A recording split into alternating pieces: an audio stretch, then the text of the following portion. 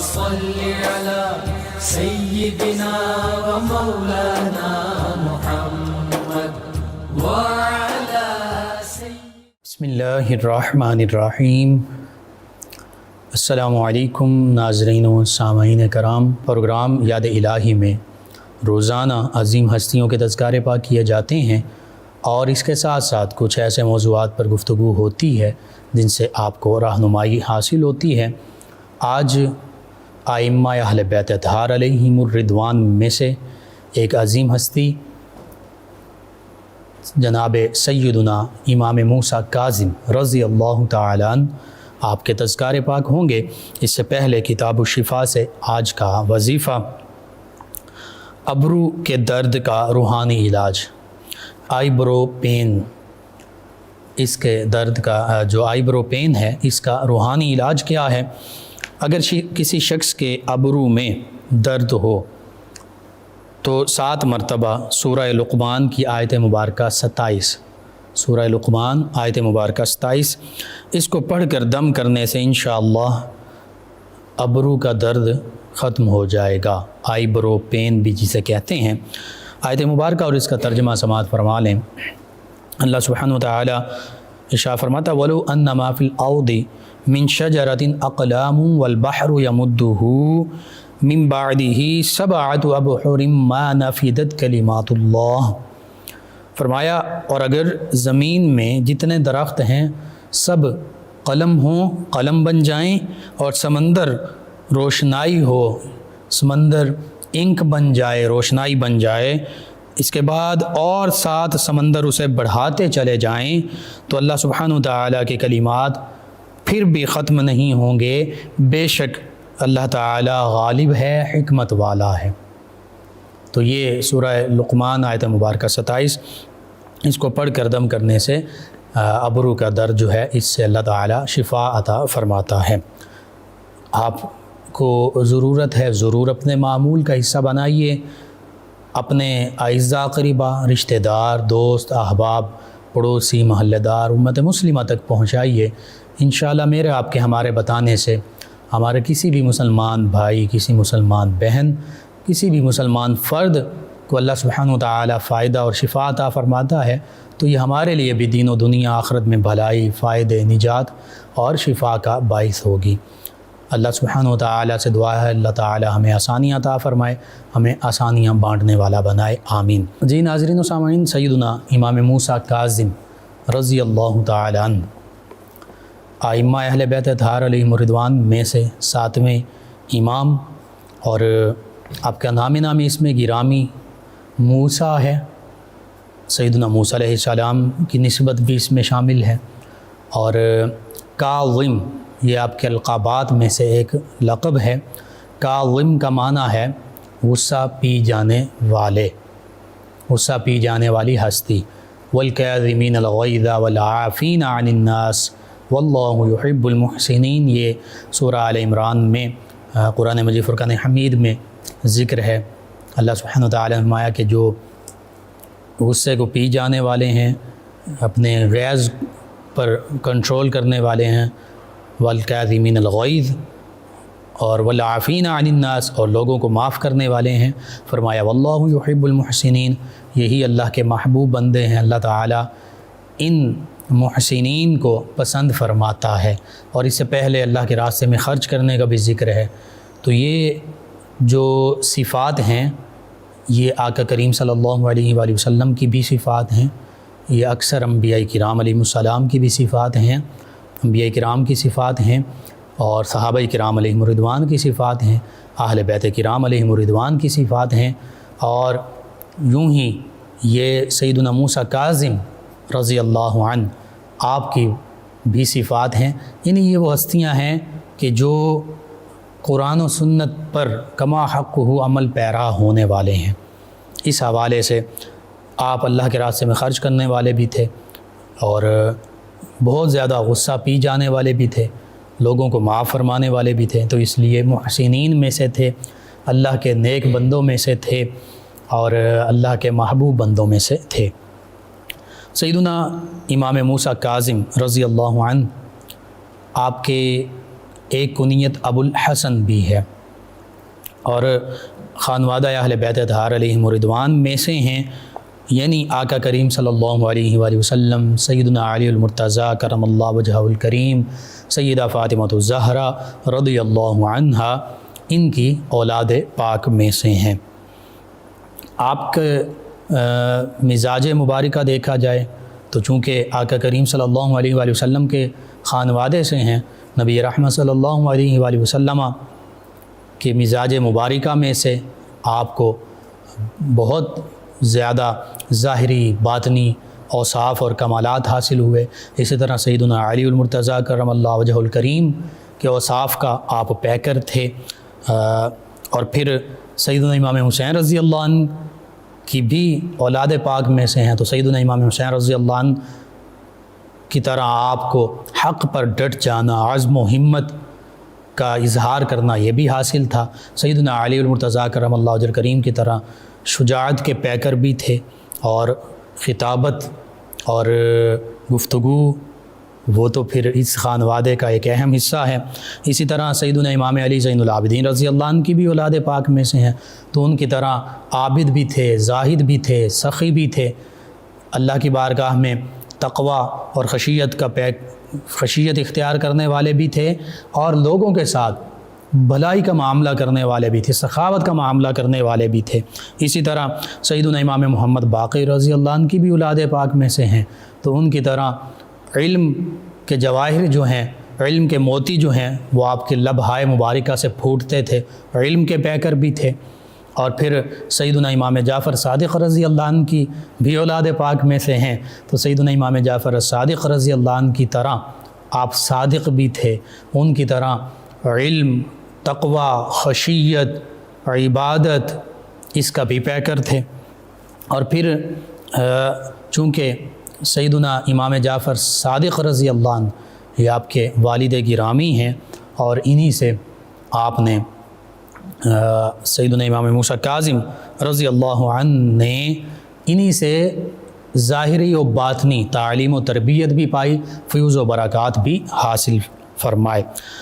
آپ کی ولادت باسعادت کے بارے میں مختلف اقوال، لیکن کثیر روایات کے مطابق 7 صفر المظفر 128 ہجری، یہ بعض روایت کے مطابق 129 ہجری، یہ آپ کی سال ولادت بھی ہے اور یوم ولادت بھی ہے۔ اور مقام ولادت باسعادت یہ ابوا شریف وہ مقام جو مکۃ المکرمہ اور مدینہ طیبہ ان دونوں کے درمیان، اور اس مقام کو ایک سعادت یہ بھی حاصل ہے کہ یہاں پر امام الانبیاء والمرسلین، سید الانبیاء والمرسلین، سید الاولین والآخرین، میرے آپ کے ہم سب کے آقا و مولا صلی اللہ علیہ وآلہ وسلم کی والدہ ماجدہ سیدہ طیبہ طاہرہ زکیہ راضیہ مرضیہ سیدہ آمینہ رضی اللہ تعالی عنہا وسلام اللہ علیہا، آپ کا وصال بھی ہوا اور آپ کا مزار مبارکہ بھی موجود ہے۔ تو اس مقام ابوا شریف پر، اس مقام میں سیدنا امام موسیٰ کاظم رضی اللہ تعالی عنہ آپ کی ولادت باسعادت ہوئی، چونکہ آپ کے والدین یعنی سیدنا امام جعفر صادق رضی اللہ عنہ اور سیدہ بی بی حمیدہ خاتون رضی اللہ عنہا یہ کعبۃ اللہ حج کے لیے تشریف لے گئے۔ وہاں سے واپسی کے دوران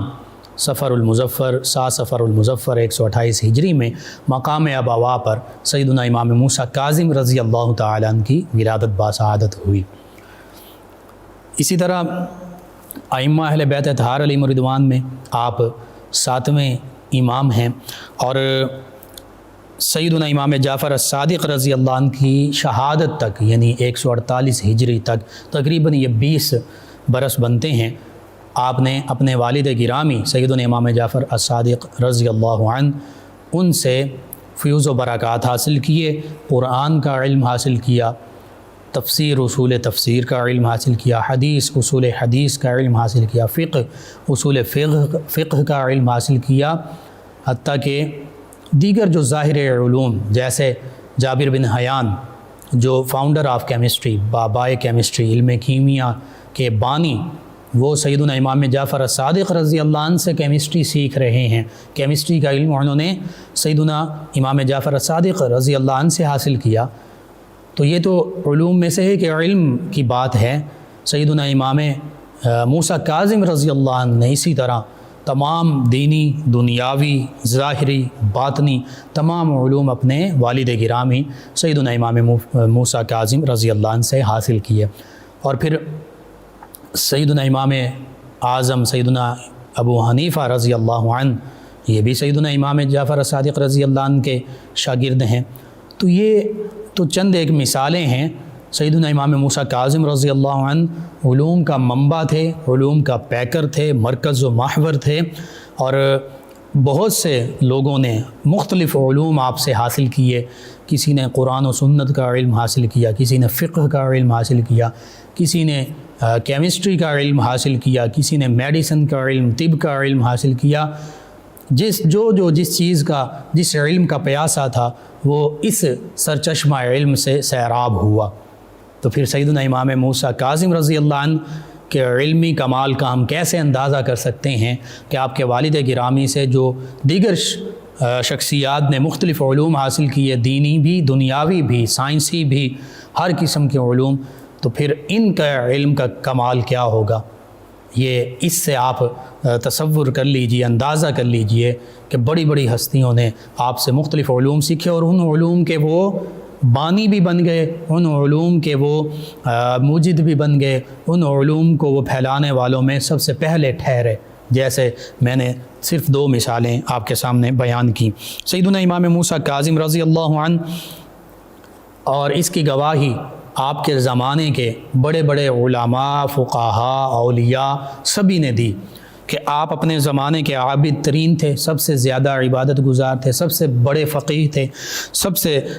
بڑے سخی تھے، اور سب سے عظیم عظمت، مقام، مرتبے والے معزز ترین شخصیت تھے۔ اس کی گواہی اس دور کے سبھی لوگوں نے دی، چاہے وہ مفسر تھے، چاہے محدث تھے، چاہے فقیہ تھے، چاہے عبادت گزار تھے، چاہے اللہ کے ولی تھے، سبھی نے اس بات کی گواہی دی۔ تو یوں سیدنا امام موسیٰ کاظم رضی اللہ عنہ علم میں، مقام و مرتبے میں، فقہ میں، عبادات و ریاضات میں، حلم میں، صبر میں، سخاوت میں، امانت میں، دیانت میں، ہر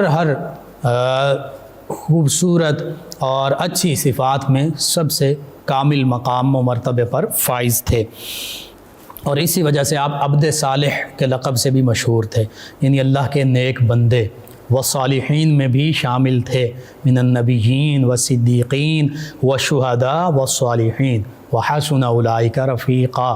یعنی جن پر اللہ کا انعام بھی ہے اور جن کے راستے پر ہمیں چلنے کا حکم بھی ہے، ان میں بھی آپ شامل تھے۔ پھر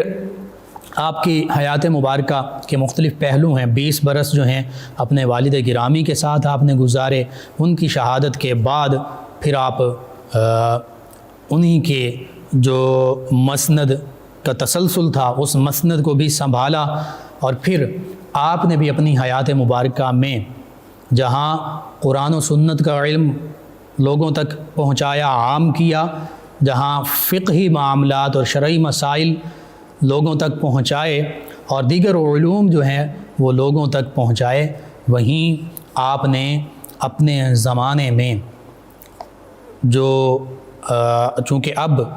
149 ہجری کے بعد اموی حکمرانوں کے بعد عباسی حکمرانوں کا دور اور اس کا آغاز ہو رہا ہے، 132 ہجری سے بھی اس کا تسلسل شروع ہو جاتا ہے، تو اس دوران آپ نے جو عباسی حکمران تھے ان کی طرف سے جو آپ کو تکالیف پہنچائی گئیں، جو اذیتیں دی گئیں، ان پر آپ نے صبر شکر کا، صبر و تحمل کا اظہار فرمایا۔ مختلف عباسی حکمرانوں کے ادوار میں آپ نے اسیری بھی کاٹی، یعنی قید و بند کی صعوبتیں بھی کاٹیں، اور جب پہلی مرتبہ آپ کو عباسی حکمران نے اپنے پاس بلایا تو آپ نے فرما دیا اپنے غلاموں سے، اپنے متوسلین سے، اپنے عقیدت مندوں سے، آپ نے فرمایا، اور ایک خاص عقیدت مند سے آپ نے فرمایا تھا کہ میں یہ عباسی جو حکمران ہے اس کے پاس جا رہا ہوں، لیکن میں فلاں وقت، فلاں دن اور فلاں وقت واپس آ جاؤں گا۔ جب وہ غلام جس کو آپ نے یہ سارا معاملہ ارشاد فرمایا تھا، وہ ایک ایک دن گنتا رہا، جس دن کا آپ نے فرمایا تھا جب وہ دن آ پہنچا تو بڑی بےتابی کے ساتھ وہ انتظار کر رہا ہے۔ مغرب کا وقت قریب آ گیا، لیکن بظاہر کوئی اس کو آپ کے آنے کے آثار نظر نہ آئے، بڑا پریشان ہوا، لیکن اس کے دل میں یہ بات تھی کہ آپ نے جو فرمایا ہے اسی کے مطابق ہوگا، لیکن ساتھ ایک پریشانی بھی تھی، بےتابی بھی تھی۔ تو جب غروب آفتاب کا وقت قریب آیا اور بظاہر وہ دلی طور پر بڑا نا امید اور مایوس ہو گیا کہ واللہ کیا سیدنا امام موسیٰ کاظم رضی اللہ عنہ کے ساتھ کوئی اور معاملہ پیش نہ آ گیا ہو، تو اس وقت اس نے دیکھا کہ جس سمت عراق ہے اس سمت سے گرد اڑ رہی ہے، اور دیکھا کہ کوئی سواری آ رہی ہے۔ جب وہ سواری قریب آئی تو دیکھا سیدنا امام موسیٰ کاظم رضی اللہ عنہ تھے، اور آپ نے فرمایا کہ تم پریشان ہو رہے تھے، کوئی ایسا معاملہ نہیں تھا، میں نے جو تمہیں کہہ دیا تھا اللہ سبحانہ و تعالی، کیونکہ یہ وہ ہستیاں ہیں یہ جو اللہ جو زبان سے نکال دیتے ہیں مستجاب الدعوات ہوتے ہیں، اور آپ کا مزار مبارکہ بھی آج باب قضاء الحوائج ہے، یعنی حاجات کے پورے ہونے کا دروازہ ہے۔ تو آپ نے فرمایا کہ اللہ سبحانہ و تعالی ہمارے ساتھ وہی معاملہ فرماتا ہے جو ہم اللہ کے ساتھ گمان کرتے ہیں، اور یہ حدیث پاک میں بھی ہے کہ اللہ فرماتا ہے کہ میں بندے کے گمان کے مطابق ہوں، جیسا وہ میرے ساتھ گمان کرتا ہے میں ویسا ہی اس کے ساتھ معاملہ فرما دیتا ہوں۔ بہرحال سیدنا امام موسیٰ کاظم رضی اللہ عنہ جو آپ نے ارشاد فرمایا تھا کہ میں فلاں دن اور فلاں وقت پہنچوں گا، اسی وقت آپ تشریف لے آئے، اور پھر اسی موقع پر آپ نے یہ بھی ارشاد فرمایا کہ اب دوبارہ مجھے عباسی حکمران جب بلائے گا تو میری واپسی نہیں ہوگی، یعنی وہیں پر حیات مبارکہ جو ہے اس کا ظاہری حیات مبارکہ کا اختتام ہوگا۔ اور یوں ہی ہوا، بعد میں اب جب آپ دوبارہ تشریف لے گئے، عباسی حکمران نے آپ کو بلا بھیجا، پھر آپ نے اسیری اور قید کے لمحات کاٹے، مختلف روایاتیں 4 سے 5 سال کا بھی ذکر ملتا ہے، اور اسی دوران پھر آپ کو کھانے کی چیز میں زہر دیا گیا، اور پھر اسی کی وجہ سے آپ کی شہادت بھی ہوئی۔ اور یہ وہ ہستیاں ہیں راضی برضا رہنے والی، انہیں اللہ کی طرف سے یہ علم بھی ہوتا ہے کہ ہماری شہادت اور وصال کس طریقے سے ہوگا۔ جیسے سیدنا امام حسین رضی اللہ عنہ، ان کو علم تھا، آقا کریم صلی اللہ علیہ وآلہ وسلم کے فرامین مبارکہ سن رکھے تھے کہ کربلا کے میدان میں شہادت ہوگی، اور جانتے تھے کہ وہاں شہادت اللہ تعالیٰ کی طرف سے مقدر ہے، لیکن راضی برضا تھے۔ صحابہ کرام علیہم الرضوان نے بھی عرض کیا کہ آپ نہ جائیے، آپ کے ساتھ یہ برا معاملہ کریں گے۔ آپ نے تمام حجت بھی پورے کیے، تمام حجت فرما دیا اپنے چچا زاد بھائی، ان کو بھی بھیجا نمائندے کے طور پر، اور ساری چیزیں، لیکن بالآخر جو مقدر تھا، جو تقدیر میں تھا، اور جس کے بارے میں آقا کریم صلی اللہ علیہ وآلہ وسلم نے فرما دیا تھا، آپ خود بھی جانتے تھے، صحابہ کرام علیہم الرضوان بھی جانتے تھے، وہ ہو کر رہا، یعنی راضی برضا تھے۔ اسی طرح یہ ہستیاں بھی راضی برضا تھیں اللہ، اور اسی لیے تو اللہ فرماتا یا ایتھا النفس المطمئنہ ارجعی الی ربک راضیۃ مرضیہ، کہ اے نفس مطمئنہ، اے اطمینان والی جان، اللہ کی طرف اس حال میں واپس آؤ، واپس پلٹو کہ تم اس سے راضی، وہ تم سے راضی۔ فادخلی فی عبادی، اللہ فرماتا میرے خاص بندوں میں شامل ہو جاؤ، وادخلی جنتی، اور میری جنت میں داخل ہو جاؤ۔ یہ انبیاء کرام علیہم السلام، آقا کریم صلی اللہ علیہ وآلہ وسلم، صحابہ کرام علیہم الرضوان، اہل بیت کرام علیہم الرضوان، انہی کے لیے تو یہ اللہ کا وعدہ ہے۔ یہ اللہ کی بارگاہ میں اس حالت میں پلٹتے ہیں کہ راضیہ بھی ہوتے ہیں، مرضیہ بھی ہوتے ہیں، اور نفس مطمئنہ لے کر اللہ کی بارگاہ میں حاضر ہوتے ہیں، اللہ سے راضی ہو کر، اللہ ان سے راضی ہوتا ہے، اس حال میں اللہ کی بارگاہ میں حاضر ہو جاتے ہیں، اور پھر اللہ کے خاص بندوں میں شامل ہو جاتے ہیں۔ یعنی نبیین، صدیقین، شہداء و صالحین اپنے اپنے مقام و مرتبہ کے مطابق جو انبیاء کرام علیہ السلام ہیں، انبیاء کرام کے خاص مقام و مرتبے پر جنت میں داخل ہوتے ہیں، اور جو صدیقین ہیں وہ صدیقین کے مقام و مرتبہ انہیں حاصل ہوتا ہے جنت میں بھی، جو شہداء ہیں شہداء کا مقام و مرتبہ جنت میں حاصل ہوتا ہے، جو صالحین ہیں ان کو صالحین کا مقام و مرتبہ حاصل ہوتا ہے۔ تو یہ تو ان کی حیات مبارکہ کا ایک ایک لمحہ راضی برضا، اللہ کی رضا پر راضی رہنا، یہ ان کی زندگی کا مبارک ایک طریقہ ہے۔ حتیٰ کہ آقا کریم صلی اللہ علیہ وآلہ وسلم نے اپنے تمام گھرانے کے لیے فرما دیا، جن میں ازواج مطہرات رضی اللہ عنہم بھی شامل، آقا کریم صلی اللہ علیہ وآلہ وسلم کے شہزادے شہزادیاں بھی شامل، آقا کریم صلی اللہ علیہ وآلہ وسلم کے نواسے نواسیاں، اور پھر یوں ہی سادات کرام حسنی حسینی تمام سادات کرام شامل۔ اللہ سبحانہ وتعالیٰ کے پیارے حبیب صلی اللہ علیہ وآلہ وسلم نے اللہ کی بارگاہ میں دعا فرمائی کہ اللہ ان کو جو ان کی ضرورت ہے اس کے مطابق رزق عطا فرما، جتنا ان کے لیے کفایت کرنے والا ہے۔ بہرحال یعنی آقا کریم صلی اللہ علیہ وآلہ وسلم نے بھی خود فقر اختیار فرمایا، اور اپنے خانوادے کے لیے بھی یہ دعا فرما رہے ہیں کہ انہیں بھی اللہ فقر عطا فرما دے، ہاں اپنی طرف سے جو ان کی ضروریات ہیں وہ بھی باہم پہنچا، لیکن فقر بھی عطا فرما دے۔ تو یہ تو وہ عظیم ہستیاں ہیں جنہیں آقا کریم صلی اللہ علیہ وآلہ وسلم کے ظاہری باطنی روحانی تمام کمالات بھی حاصل ہیں، ان کے وارث اور امین بھی ہیں، اور اللہ کے پیارے حبیب صلی اللہ علیہ وآلہ وسلم کی طرف سے جو دعائیں ہیں ان برکات کے مصداق بھی ہیں۔ بہرحال سیدنا امام موسیٰ کاظم رضی اللہ عنہ آپ کی کئی کرامات ہیں، سب سے ایک مشہور کرامت وہ حضرت شفیق بلخی رحمۃ اللہ تعالی علیہ جو آپ نے بیان کی، شواہد النبوہ میں بھی دیگر کتب میں وہ روایت کی گئی۔ تو اس میں حضرت شفیق بلخی علیہ رحمہ اللہ کے نیک بندے اولیاء کاملین صالحین میں سے ہیں۔ آپ نے سیدنا امام موسیٰ کاظم رضی اللہ عنہ کو جب پہلی دفعہ دیکھا تو آپ کو نہیں پتہ تھا کہ یہ سیدنا امام موسیٰ کاظم رضی اللہ عنہ ہیں، تو آپ نے دیکھا کہ یہ قافلے کے ساتھ ہیں، تو حضرت شفیق بلخی علیہ رحمہ سمجھے کہ یہ کوئی صوفی درویش نوجوان ہے، اور یہ اس قافلے پر بوجھ بننا چاہتا ہے کہ میں اس قافلے کے ذریعے میں بھی مکہ المکرمہ پہنچ جاؤں۔ وہ حجاج کا قافلہ تھا، تو آپ کے ذہن میں وہ تھوڑی سی گمان جو ہے وہ ایسا آیا۔ تو جب شفیق بلخی علیہ رحمہ سیدنا امام موسیٰ کاظم رضی اللہ عنہ کے پاس جاتے ہیں، آپ نے سوچا کہ میں اس نوجوان کو منع کرتا ہوں کہ تم اس طرح قافلے والوں پر بوجھ نہ بنو۔ تو آپ فرماتے ہیں کہ جب میں ان کے پاس پہنچا، ابھی انہیں جانتے نہیں ہیں کہ یہ کون ہیں، تو انہوں نے میرے میں وہاں پر پہنچتے ہوئے جب میں وہاں پہنچا، انہوں نے فرمایا ہے شفیق، قرآن مجید فرقان حمید کی آیت مبارکہ تلاوت کی کہ اجتنبوا من الظن اور کثیرا من الظن ان بعد الظن اسم، اس سورہ حجرات کی آیت مبارکہ میں سے تلاوت کیا کہ پہلے نام لیا اے شفیق، زیادہ گمان جو ہیں ان سے بچا کرو کیونکہ بعض گمان گناہ ہوتے ہیں۔ تو کہتے ہیں میں بڑا حیران ہوا کہ انہیں یہ اللہ کا ایسا نیک بندہ ہے کہ اللہ تعالیٰ نے میرے دلی جو کیفیت ہے اس پر ان کو مطلع فرما دیا، کشف قلوب ان کو حاصل ہے۔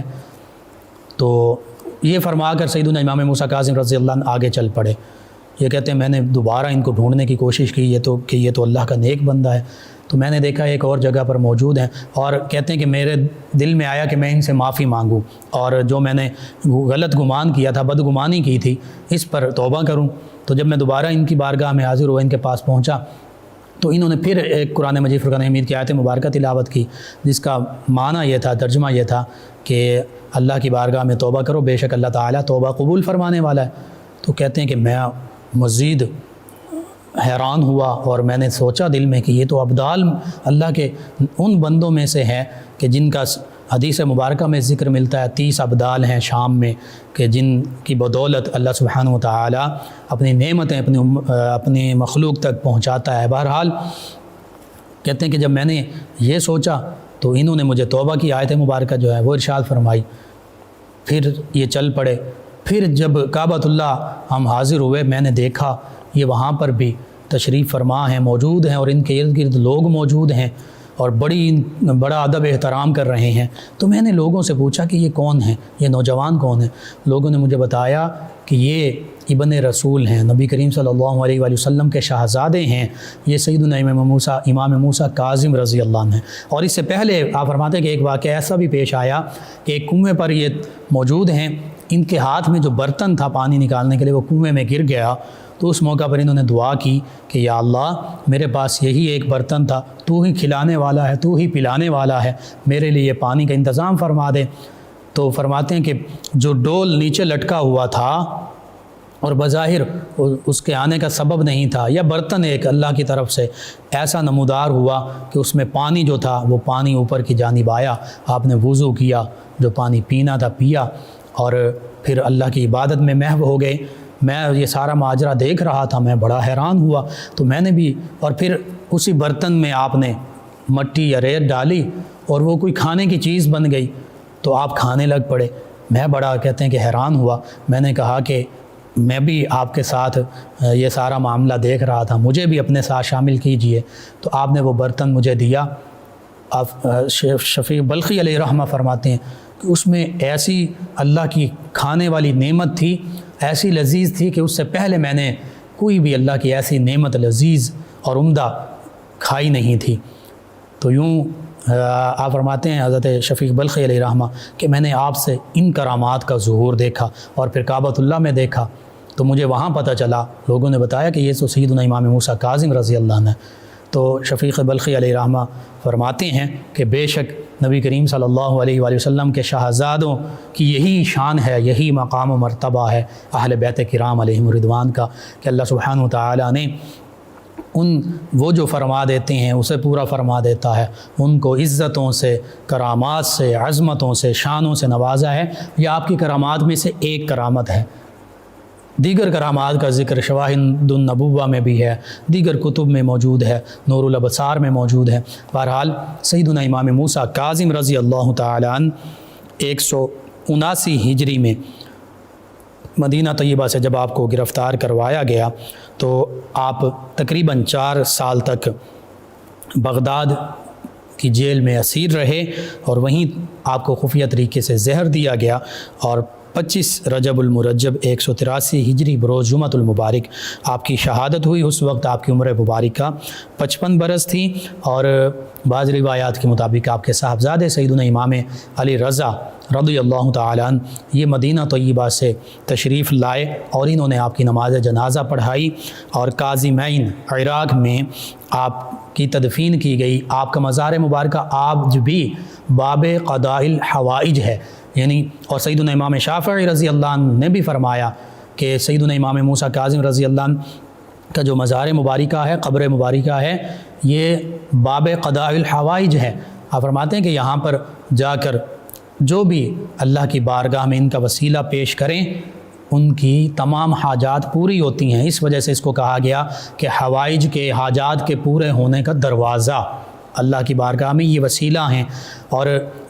ان کی حیات مبارکہ میں بھی لوگ ان سے دعائیں کروایا کرتے تھے، اور پھر حیات مبارکہ کے بعد بھی اللہ سبحانہ وتعالی نے ان کو یہ عزت، یہ شرف، یہ کرامت عطا فرمائی کہ جو بھی لوگ آپ کی بارگاہ میں حاضر ہوتے ہیں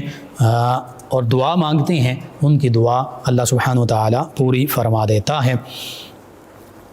آج بھی ضرورت اس امر کی ہے کہ ہم آقا کریم صلی اللہ علیہ وآلہ وسلم سے سچی محبت اور ان کی پیروی کرنے والے بنیں، صحابہ کرام علیہم الرضوان، اہل بیت کرام علیہم الرضوان سے سچی محبت کرنے والے بنیں، اور ان کی تعلیمات کی پیروی کرنے والے بنیں۔ اللہ سبحانہ وتعالی سے دعا ہے اللہ تعالی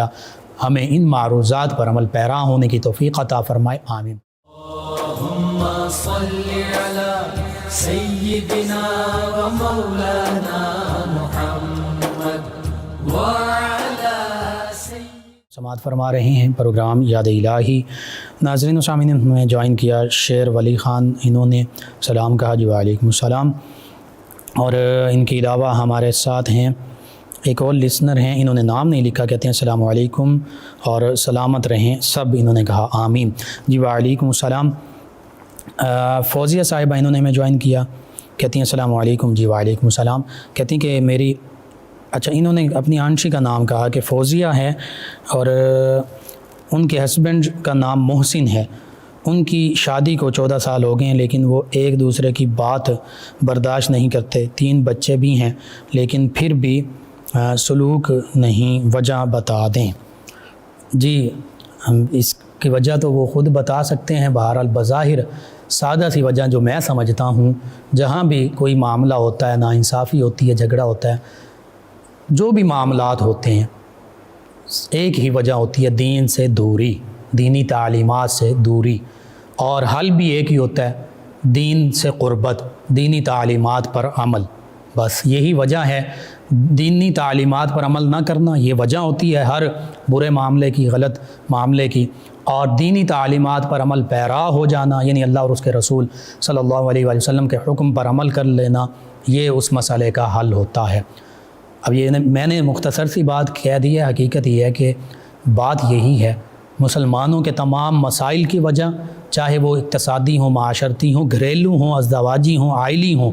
ایک فرد سے لے کر پوری امت مسلمہ کے مسائل کی وجہ صرف اور صرف اسلام سے دوری ہے، قرآن و سنت کی تعلیمات سے، اللہ اور اس کے رسول صلی اللہ علیہ وآلہ وسلم کے احکامات سے دوری ہے، اور حل اللہ اور اس کے رسول صلی اللہ علیہ وآلہ وسلم کی تعلیمات پر عمل پیرا ہونا ہے۔ اگر ان دونوں کو پتہ ہو کہ میاں بیوی کا مقام و مرتبہ کیا ہے تو پھر ایک دوسرے کا خیال کریں۔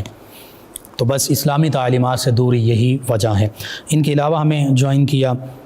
ہمارے ایک اور لسنر ہیں، نام انہوں نے نہیں لکھا، کل بھی انہوں نے میسیج یہ کیا تھا، اپنی والدہ کے حوالے سے پریشان رہتی ہیں اور وہم کرتی ہیں۔ جی درود پاک کی کثرت، نماز پابندی کے ساتھ، اور یا حی یا قیوم برحمتک استغیث، یہ وسوسوں کے لیے اس کی کثرت ہو، کم از کم روزانہ ایک تسبیح تو لازمی پڑھی جائے۔ ایک اور لسنر ہیں عثمان ظفر ہیں، یہ کہتے ہیں انکل جی صدا سلامت رہیں، اور یہ کہتے ہیں میں آپ سے ملنا چاہتا ہوں، کہاں ملیں گے پلیز؟ چلیں جی آپ پروگرام کے بعد رابطہ کیجیے، آپ کو بتاتے ہیں۔ آپ کا شکریہ، آپ نے دعاؤں سے نوازا، اللہ تعالیٰ آپ کو تمام امت مسلمہ کو دین و دنیا آخرت کی بھلائیاں عطا فرمائے۔ اور ایک لسنر ہیں، یہ کہتے ہیں سلام بھائی کیسے ہیں؟ جی وعلیکم السلام، الحمدللہ۔ کہتے ہیں اللہ پاک آپ کو لمبی زندگی دے، آپ کا پروگرام بہت اچھا ہوتا ہے۔ خواب کا ذکر کیا آپ نے، انشاءاللہ یہ جو آپ نے خواب کا ذکر کیا ہے یہ بہتری کا باعث ہوگا، کوئی ایسے اس میں گھبرانے یا پریشان ہونے کی ضرورت نہیں ہے۔ اللہ سبحانہ و تعالی بہتری عطا فرمائے گا، بس آپ اللہ کے جو احکام ہیں کوشش کیجئے ان پر عمل پیرا ہوں، کما حقہ زیادہ سے زیادہ، اور اللہ کے راستے میں صدقہ اور خیرات کیجئے، انشاءاللہ اللہ تعالی بہتری فرما دے گا۔ جی ناظرین و سامعین، پروگرام یاد الہی کا وقت ختم ہو جاتا ہے، انشاءاللہ کل صبح دوبارہ آپ سے ملاقات ہوگی۔ پروگرام یاد الہی میں اپنے میزبان محمد لقمان رضا اور ہماری ٹیم کو اجازت دیجیے، اللہ نگہبان۔ اللہم صل علی سیدنا و مولانا